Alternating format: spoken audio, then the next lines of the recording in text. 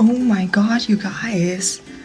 This is totally unexpected, but I just looked into my enclosure from my mourning geckos. I'm so excited and overwhelmed. I don't really know what to do. I'm sorry for hyperventilating, but I had like a baby enclosure that I have all the eggs in from my mourning geckos, and I just looked in there and one egg was broken and I got a baby. I have a mourning gecko baby, a hatchling, and I kind of didn't expect this to happen because it's been so long. It's been like 5 to 6 months, and usually it's like 2 months incubation time. So I'm really overwhelmed. Whatever. So I got a baby, y'all. I'll keep you updated. Hello, hi, and welcome back to my channel, you gorgeous people out there. If you have never seen my face before, hi, I'm Becci. It's nice to meet you, and I hope you'll stick around for a while and enjoy my video.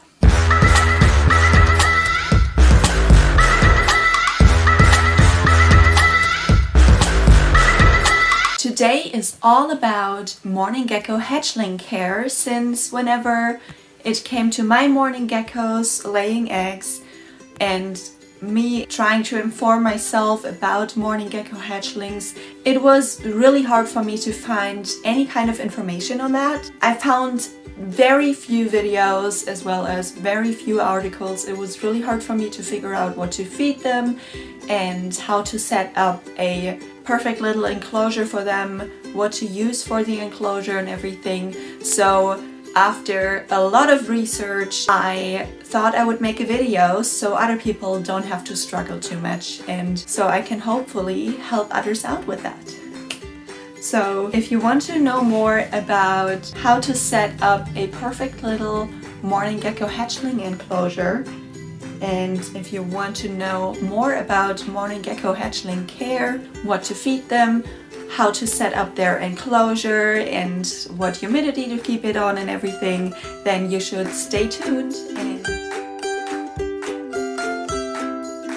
for the setup of a mourning gecko hatchling enclosure, you can actually use any type of container. It doesn't have to be big. Actually, it's better if it's small so the geckos can find the food and the gecko babies don't get lost that easy. So any kind of plastic cup can actually be enough, with a sealed lid on it, a few air holes in it, nothing too big. I actually used a cricket pen for this. I put some duct tape over the little doors that are in here just in case, and I glued all of the ventilation on the lid shut with duct tape and saran wrap, and into the saran wrap I put a lot of air holes as well with a needle or scissors, whatever, something that is super small so the mourning gecko hatchling can't escape from it. Yeah, it's that easy. I just had that cricket pen from keeping the crickets for my grown-up mourning geckos,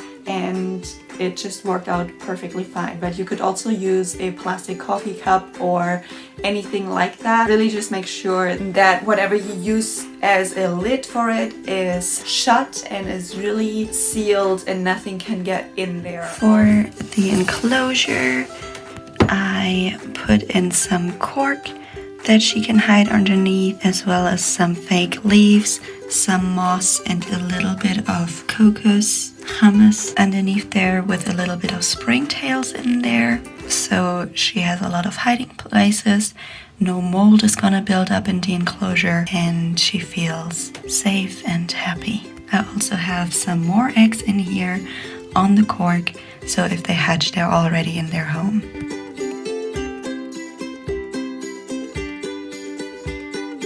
What we need to feed a mourning gecko hatchling are fruitless fruit flies, which are called Drosophila. We need some kind of powdered diet, and this one is the Ripashi crested gecko diet, which I think has worked really well. Then I personally need vitamin D because I don't have UVB light for the hatchlings, calcium, corvimine, and some normal fruit.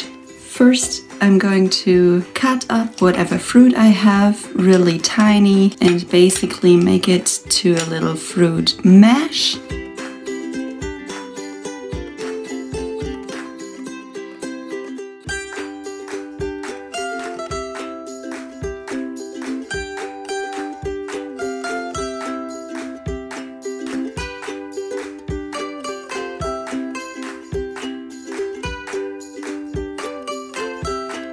Then I go ahead and add the main food, the Becci crested gecko diet.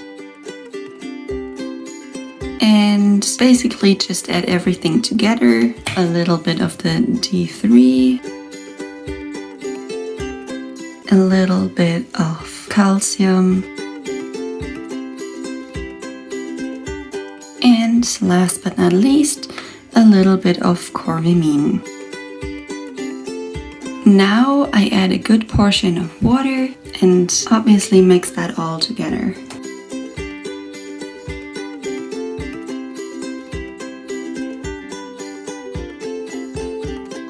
Now I fill it in a tiny bowl like this, and I use this type of food for all my geckos. Obviously I switch it up with different fruits all the time. I use pear, banana often, and today is actually the first time I've used mango. Yeah, we use all kinds of fruits. Now obviously when putting this into her enclosure you really need to be careful. I am always a bit scared because she is so tiny, she is really fast and she can escape really easy. So when opening this up, make sure she's not somewhere on the top. You should also dust your live food with calcium and multivitamins before you put it in there, which is going to be a little struggle with the tiny Mourning Gecko Hatchling live food because, as you saw, I use flightless fruit flies and they are really tiny, so it's almost impossible not to lose them and not to spill them all over the place. So you just put a little bit of calcium and multivitamins in any kind of box and then pour a little bit of your live food in there, gently shake it up, and then pour the live food into the Mourning Gecko Hatchling container.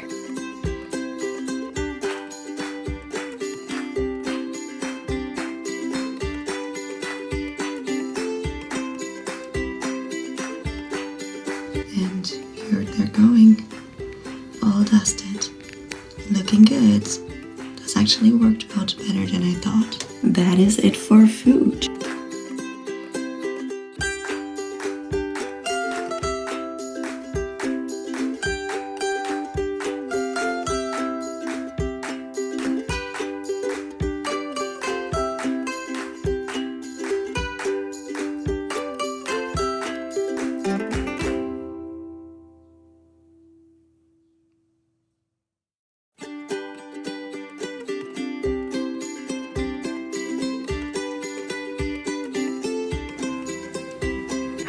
Yeah, there we go. This is the first time she's eaten any live food protein. Oh, this is amazing. Alright, so it works. That is it. So I finally got all the foods together that she needs. Look at that little cutie baby. Good to know. She has all that she needs now. This is amazing.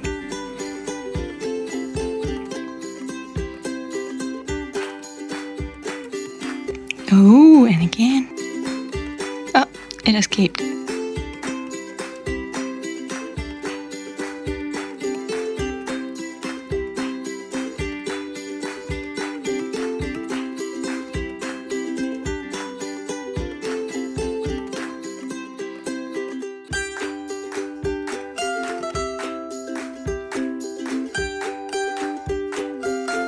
Then obviously one more thing you want to pay attention to, since they're hatchlings, they are more sensitive than adult geckos. And for Mourning Gecko hatchlings, you want to make sure that the humidity is always high. With high, I mean around 70%. So you always spray into the enclosure daily, but also make sure not to spray too much. You don't want mold or anything to get in there. But that's also why I have springtails in the moss that is in here, just as I usually have with my normal enclosures.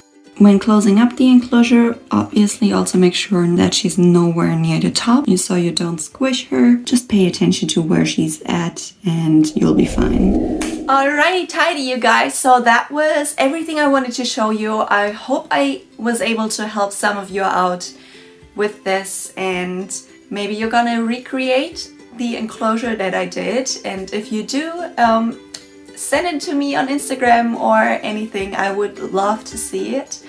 And my Instagram handle I'm going to show you guys right here. I have had the eggs for about 6 months now, and that is what was so confusing to me, because on the internet and everywhere I looked, it said that incubation time is about 2 to 3 months.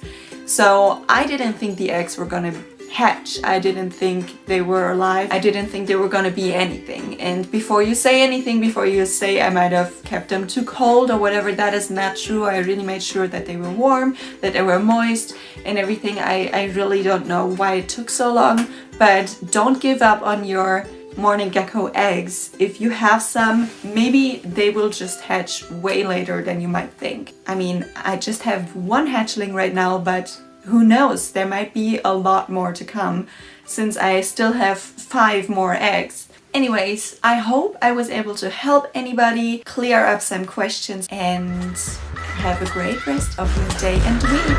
And I'll see you next Monday.